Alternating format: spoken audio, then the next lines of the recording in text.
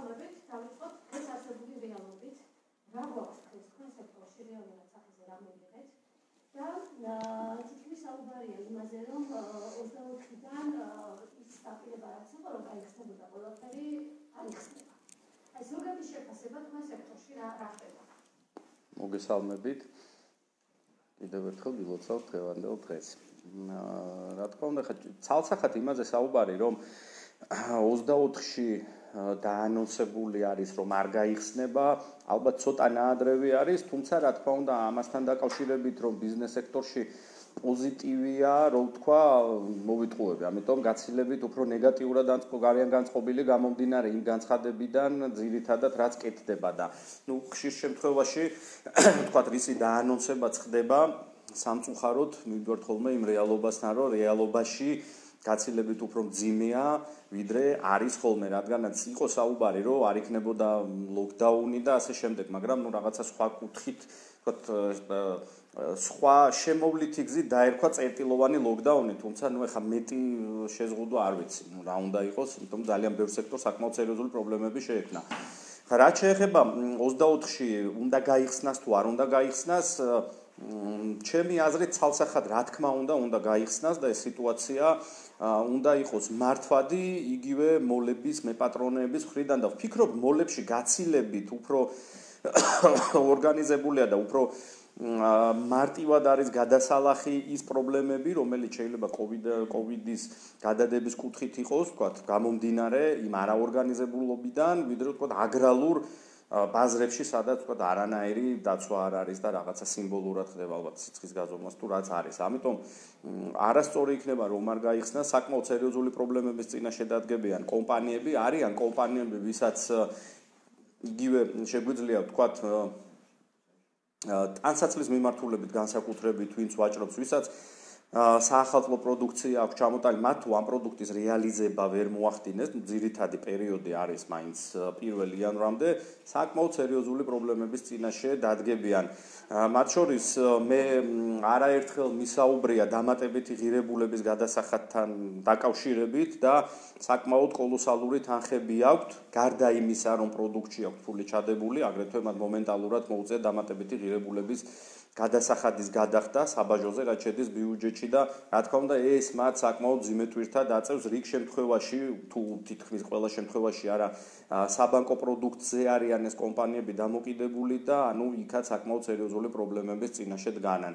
როდესაც ჩვენ საუბრობთ, რომ მოდით რა ბანკები სახელმწიფო არ არის, ბანკებთან უნდა ინდივიდუალურად საუბარი, რადგანაც ბანკიც არის სწორედ ისეთივე ბიზნესი, როგორც სხვა დანარჩენი. ამიტომ ვთქვათ, ცალსახად სახელმწიფო ჩაერიოს და უბრძანოს ბანკს, რომ რაღაცა გადაავადიან, არ გადაახდებინო, ეს იქნება უხეში ჩარევა, მე ესე ჩავთვლი ბიზნესში. შეიძლება ერთადერთი რაღაც მედიატორის როლი ითამაშოს და ბანკს მიცეს შეღავათი, რომ კვლავ ბიზნესი რაღაცა ცოტა წაახალისოს, მაგრამ ის რო ცალსახად ჩაერიოს და რაც ესეთი განკარგულებები მიცეს, ვთვლი რომ იქნება არასწორი. ამიტომ ისევ სადმივდივართ, რომ ბიზნეს თვითონ სახელმწიფომ უნდა მიცეს გარკვეულწილად შეღავათები დაეხმაროს. თუნდაც რაზეც არაერთხელ უსაუბრია ჩემ ასოციაციას და გამოსულვართ ინიციირებით, ჩვენ არ მოგვითხოვია, თქვა არანაირი არც ერთი გადასახადის მოხსნა, არ გვითხოვს, რომ თქვა DGG ან მოხსენით, ან დაწიეთ, ან საშემოსავლო ასე შემდეგ.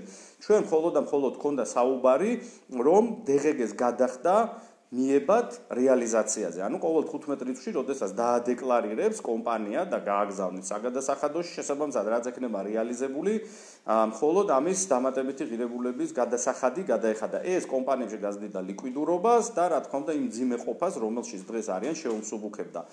რაც შეეხება როცა არის საუბრობის მხრიდან საუბარი, რომ ჩვენ ვეხმარებით მხოლოდ ტურიზმის სექტორს და ამას ჭირდება დახმარება. ტურიზმის სექტორის განუყოფელი ნაწილი არის ჩემი სექტორი. არავის არ დაავიწყდეს, იმიტომ რომ თუ ტურიზმის სექტორში მოღვაწეს, რესტორანი იქნება, სასტუმრო იქნება, არ მიეწოდა უპირველეს ყოვლისა საკვები, შემდეგ სასმელი, შემდეგ ეს იქნება ჭურჭელი, უნიფორმა იქნება თუ ასე შემდეგ, რა თქმა უნდა, ოპერირებას ვერ გააგრძელებს. ამიტომ ძალიან მნიშვნელოვანი არის ყველა ბიზნეს ოპერატორი, რომელიც წარმოდგენილია და რომელიც პირდაპირ ჯაჭვურად არის მიბმული მეტად თუ ნაკლებად, ყველას სახელმწიფომ რაღაც გარკვეული შეღავათი გაუკეთოს და ყველა ბიზნეს ასოციაციას მოусმინოს და მათთან კონსულტაციების შემდეგ უკვე მიიღოს თქვა გადაწყვეტილებები. ახლა როდესაც საუბარი არის რომ აი კონსულტაცია არაერთხელ მოგვისმენეთ ჩვენ მთავრობის მხრიდან რომ ჩვენ კონსულტაცია ქონდა სარესტორნო სფეროსთან, თქვა ტურიზმის სფეროსთან იყო ნამდვილად შეხვდნენ და ჩვენ ვნახეთ რომ 2-3 შეხვედრის მერე ფაქტობრივად რა პრობლემებიც დააყენეს, არც ერთი პრობლემა მათი ისეთ კონკრეტულად გადაჭრილი არ ყოფილა, ანუ სანამ ლოკდაუნი გამოცხადდებოდა და პირდაპირ გამოცხადდა წერტილოვანი ლოკდაუნი, რამაც საკმაოდ მძიმე დაარტყა. ანუ ბოლო პერიოდში ახლა არის ნამდვილად რაღაც შეღავათებზე საუბარი, იგივე საბაკო პროცენტების დასუბსიდირებაზე, თუმცა არავის არ დაავიწყდეს სუბსიდირებას რითი ახდენს სახელმწიფო სუბსიდირება ხდება ჩვენს მიერ გადახდილი გადასახადებით, ამიტომ პირდაპირ მნიშვნელობით ყველანაირ სუბსიდირებას ვემიჯნები და ვფიქრობ, რომ საბოლოო ჯამში გრძელვადიან პერსპექტივაში არის საკმაოდ ნეგატიური.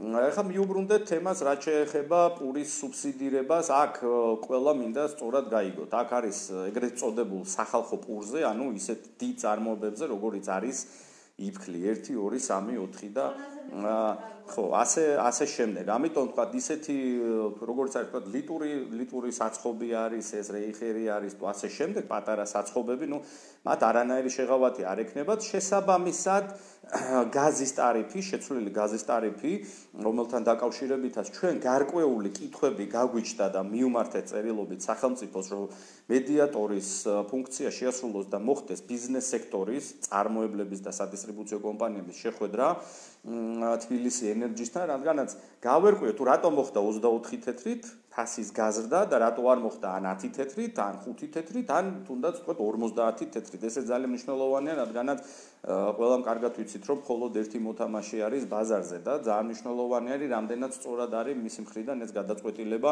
მიღებული. რა თქმა უნდა, ნებისმიერი ტარიფის ცვლილება, ეხლა საუბარი მიდის ელექტროენერგიაზე და რაც გარდაუვალი იქნება, ეს არის ცალსახად ლოგიკურია და მინდა ყველამ კარგად იცოდეთ. ნებისმიერი ლარის ყევა, როგორც კი კურსი შეიცვლება და დაიწყებს გაუფასურებას, ანუ ტალღა როგორც კი დაიწყება გაუფასურება იწყება უცხოურ ვალუტასთან პირდაპირ მიმული არის ფასებზე. ამაში ახალი არაფერი არ არის და წლებია უკვე ამასთან დაკავშირებით ვსაუბრობთ. რა თქმა უნდა, ელექტროენერგიაც, გაზიც პირდაპირ არის მიმული უცხოურ ვალუტაზე და შესაბამისად წარმოუდგენელია რომ არ მოხდეს ფასების ცვლილება. ფასების ცვლილება თუ არ მოხდა, ის ბიზნეს ოპერატორები უბრალოდ ვერ გააგრძელებენ ჩვენ ქვეყანაში ოპერირებას, ან არ ექნებათ ის ხარისხი და ვფიქრობ, რომ დენის გრაფიკით დენს და გრაფიკით გას ჯობია რომ რა თქმა უნდა გაძვირებული ტარიფი იყოს და ხარისხიანი მომსახურება მივიღოთ, თუმცა ნებისმიერი ფასის ცვლილება გაზზეც და ელექტროენერგიაზეც საბოლოო ჯამში ნეგატიურად აისახება საბოლოო მომხმარებელზე, რადგანაც გამოიწვევს ფასების ცვლილებას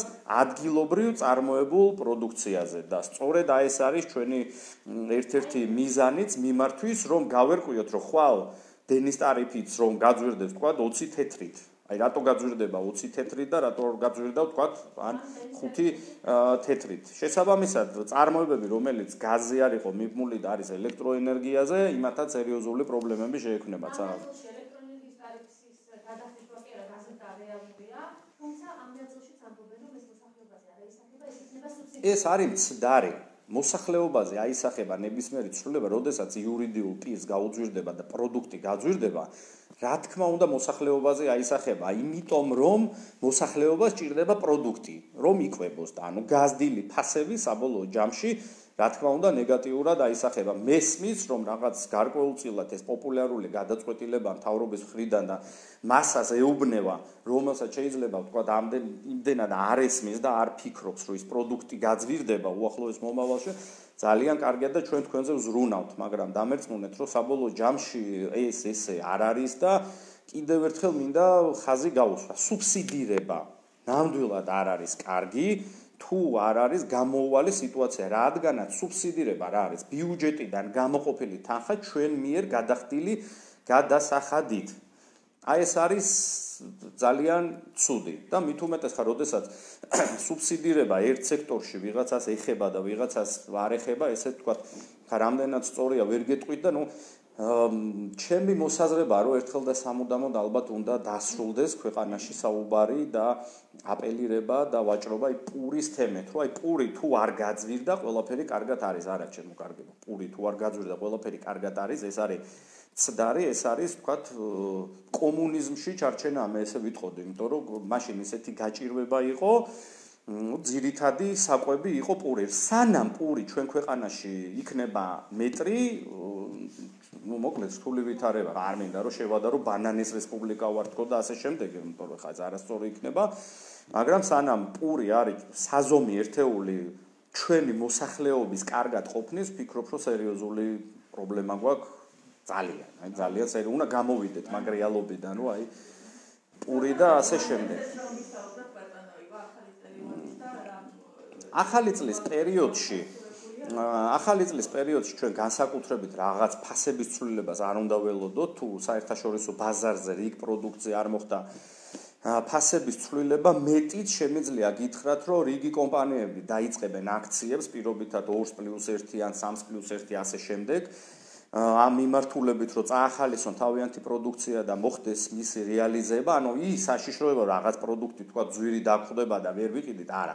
აქამდე რაზეც იყო ფასები გაზრდილი უკვე თქვა 2 კვირის წინ, 1 თვის წინ, იგივე ფასები იქნება წინა საახალწლო, მეტიც კიდე ერთხელ გავამახვილებ ყურადღებას, რომ რაღაც კუთხით აქციებს მივიღებთ, სააქციო ფასებს მივიღებთ. თუმცა ახალი წელი გადაივლის, გამოფხიზლდებით და ვიქნებით საკმაოდ ცუდ რეალობაში, იმიტომ რომ ჩემი მოლოდინი არის, რომ თებერვლის თვეში ლარი კვლავ გააგრძელებს გაუფასურებას, ეს ჩემი პირადი მოსაზრება არის, გამომდინარე იმ პრეისტორიიდან, რაც აქამდე ყოფილა და ამის ვარაუდს მაძლევს, რომ შედარებით უფრო მეტი აქტივობა დაიწყება თებერვლის თვეში, თებერვალში თუ არა, მარტის თვეში ალბათ.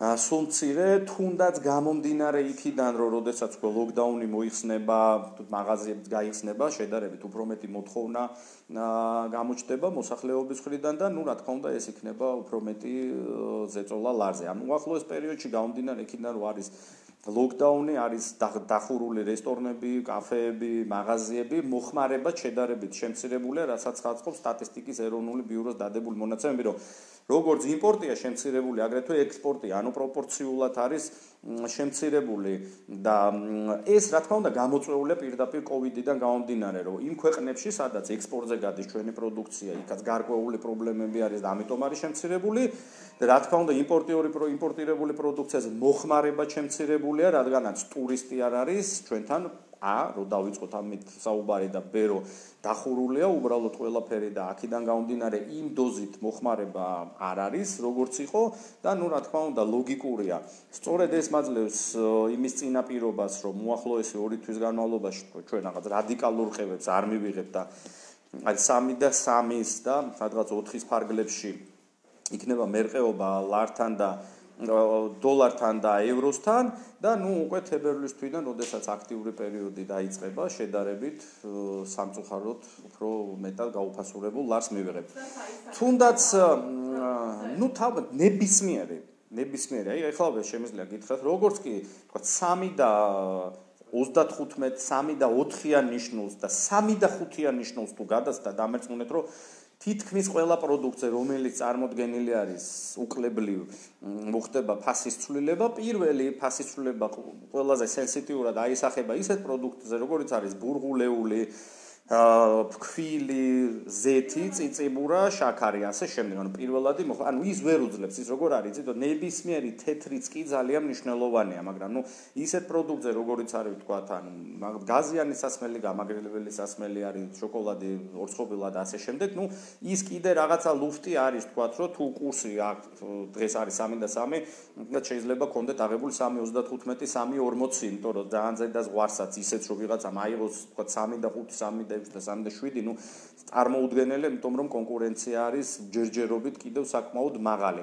ამიტომ ნებისმიერი რყევა მხოლოდ და მხოლოდ ნეგატიურად აისახება საბოლოო ჯამში ფასებზე და რა თქმა უნდა საბოლოო მომხმარებელზე უკვე. რა თქმა უნდა ეს არის ყველაზე არაპოპულარული გადაწყვეტილება ბიზნესის მხრიდან ფასების ცვლილება, თუმცა წარმოუდგენელია სხვანაირად ოპერირებას ვერ გააგრძელებენ. სამწუხაროდ მინდა გითხრათ, რომ იმ სიტუაციაში და იმ ყოფაში ჩვენ რა ყოფაში დღეს ვცხოვრობთ რიგ პროდუქტებზე საკმაოდ არის შემცირებული მოთხოვნა და დავარდნილი აქვს კომპანიებს რეალიზაცია, რამდენად თქვათ გაუძლებენ და გადაიტანენ ამ რთულ პერიოდს, უახლოესი რომელიც წინ გველოდება საკმაოდ რთული სათქმელია, მით უმეტეს იანვარი და თებერვლის პირველი ნახევარი გამოირჩევა დაბალი აქტივობით, რადგანაც ძირითადად პროდუქტზე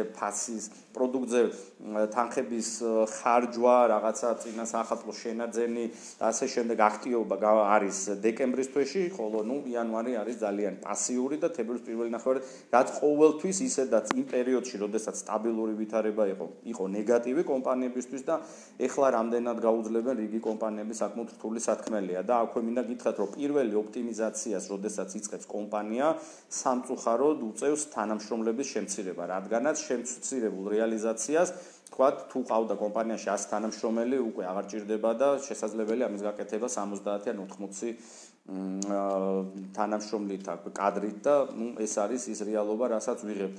თუმცა ისიც შეგვიძლია ვთქვათ, რომ ის სუბსიდირებული 200 ლარი რამდენად ეყოფათ უმუშევრად დარჩენილებს, ეხლა თითოეულ თქვენთაგან შეგიძლიათ უფრო კარგად წარმოიდგინოთ, თუ რამდენად რთულია 200 ლარად არსებობა.